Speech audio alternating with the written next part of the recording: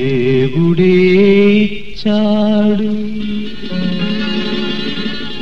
వీధి ఒకటి,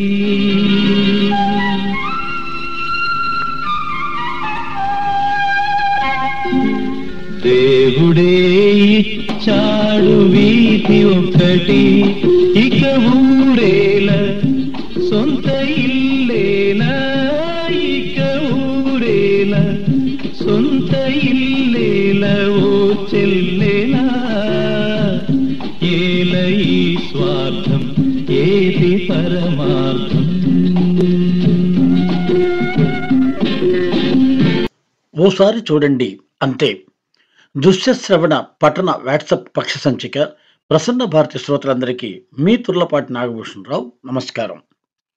మంచి పాట మనసులోని మాట కార్యక్రమంలో భాగంగా 3వ పాటగా ఈ సంచిక కోసం నేను ఎంచుకున్న పాట ఇదేనండి. పల్లవి విన్నారు కదా. అంతే, ఎవరికైనా ఇట్టే అర్థమైపోతుంది ఇది పక్కా వేదాంతం పాట అని. జేసుదాసు గలంలో ఈ పాట ఎంతగా ఒదిగిపోయిందంటే ఇప్పటికీ సినీ గాయకులు ఈ పాటను పాడకుండా ఉండలేనంతగా. వేదాంతానికి తోడు మానవ సంబంధాలు, ఆర్థిక బంధనాలు, మధ్యతరగతి ఇళ్లలో ఎదురయ్యే ఎన్నో సమస్యల వలయాలు ఇవన్నీ కలబోసిన నేపథ్యంలో సాగిన పాట ఇది. వేదాంతం అనగానే అది ఓ పట్టాన అర్థం కాదని అనుకుంటాం. కానీ ఈ పాటలోని వేదాంతం అరటిపండు ఒలిచిపెట్టినట్టుగా ఉంటుంది. కె బాలచంద్ర దర్శకత్వంలో 1976లో విడుదలైన అంతులేని కథ సినిమాలోనిదండి ఈ పాట. రజనీకాంత్, జయప్రద, కమల్ హాసన్ వంటి నటీనటులు అద్భుతంగా నటించి ఆ రోజుల్లో అందరినీ మెప్పించిన చిత్రం ఇది. ఎందుకంతగా అందరినీ మెప్పించింది అంటే ఇది మధ్యతరగతి కథ కాబట్టి. సినిమా హాల్లో కూర్చొని చూస్తున్న వారిలో చాలా మంది ఇందులోని కొన్ని సన్నివేశాలు మన ఇంట్లోనే జరిగాయా అన్నంతగా కథ నడుస్తూ ఉంటుంది. అది ఓ మధ్యతరగతి ఇల్లు. ఆ ఇంట్లో చాదస్తాలు, పనికిమాలిన త్యాగాలు, మెట్ట వేదాంతం, మానసిక వెదలు, వ్యక్తుల ఇగోలు, అహంకార పోకడలు అన్నీ పాత్రల రూపంలో కనిపిస్తాయండి ఈ చిత్రంలో. దేవుడే ఇచ్చాడు వీధి ఒక్కటి పాట ఆత్రేయ గారు రాశారు. సంగీతమేమో ఎంఎస్ విశ్వనాథన్ గారు అందించారు. ఈ పాట రజనీకాంత్పై ప్రధానంగా చిత్రీకరించబడింది. సినిమా పాటలు ఎన్నో వింటూ ఉంటాం, కానీ వాటిలో కొన్ని మాత్రమే కాలంతో సంబంధం లేకుండా ఎప్పటికీ కొత్తగానే ఉంటాయండి. ఎప్పుడు విన్నా, ఏ తరం వారు విన్నా కొంతసేపు ఆలోచించకుండా ఉండలేనంతగా మనసులను కట్టిపడేస్తాయి. ఈ పాట కూడా అదే కోవకు చెందింది. మానవ సంబంధాలన్నీ చివరకు ఆర్థిక బంధం అనేటువంటి చట్టంలో తిరగాల్సినవే. మరీ ముఖ్యంగా మధ్యతరగతి ఇంట్లో ప్రతినిత్యం డబ్బు ప్రస్తావన ఏదో ఒక రూపంలో వస్తూనే ఉంటుంది.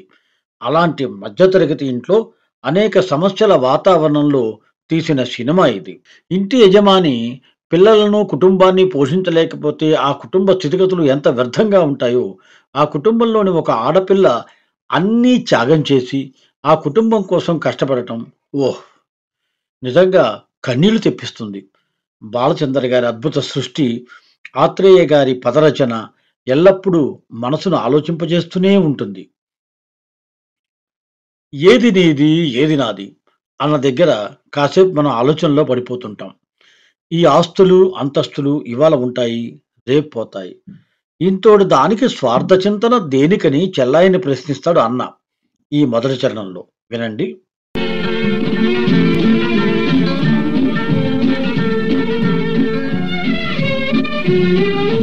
నన్నడిగి తల్లిదండ్రి కన్నారా,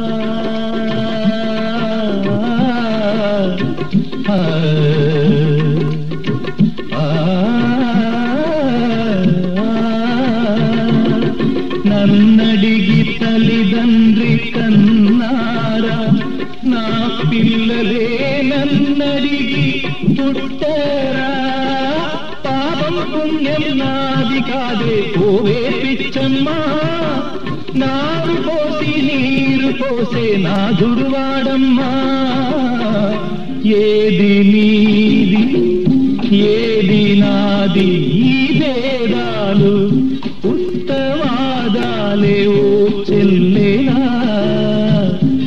ఏలై స్వార్థం ఏది పరమార్థం.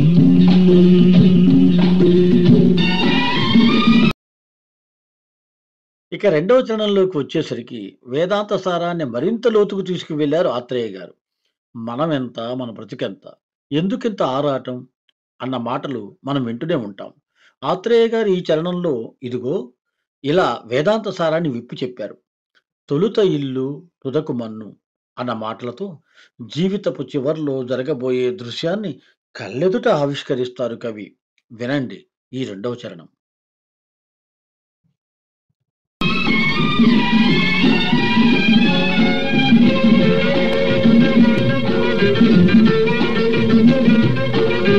శిలలేని గుడికేల నైవేద్యం, ఈ కలలోని సిరికేల నీ సంబరం. ముళ్ళ చెట్టుకు చుట్టూ కంచే ఎందుకు పిచ్చమ్మా, కళ్ళు లేని కబోది చేతి దీపం నీవమ్మా. తొలుత ఇల్లు తుదకు మన్ను, ఈ బ్రతుకెంత, దాని విలువెంత ఓ చెల్లేలా. ఏలై స్వార్థం ఏది పరమార్థం.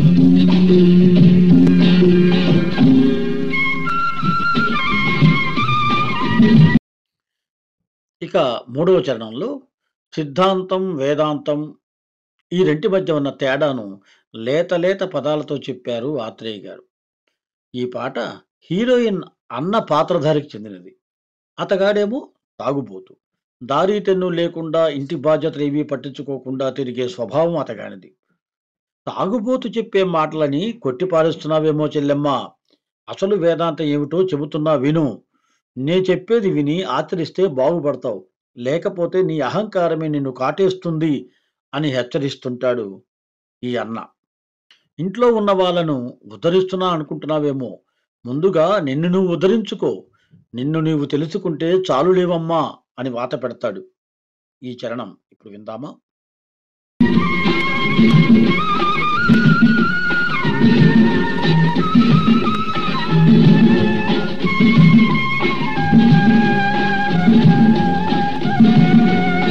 తెలిసేట్లు చెప్పేది సిద్ధాంతం, అది తెలియకపోతేనే వేదాంతం. మన్నులోన మాణిక్యాన్ని వెతికే వెర్రమ్మా, నిన్ను నువ్వే తెలుసుకుంటే చాలును పోవమ్మా. ఏది సత్యం ఏది నిత్యం, ఈ మమకారం పొట్టి అహంకారం ఓ చెల్లేలా. ఏలై స్వార్థం ఏది పరమార్థం.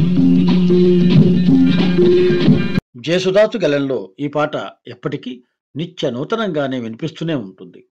మరో మంచి పాటతో మళ్ళీ కలుస్తానండి. అంతవరకు మీ తుర్లపాటికి సెలవా మరి.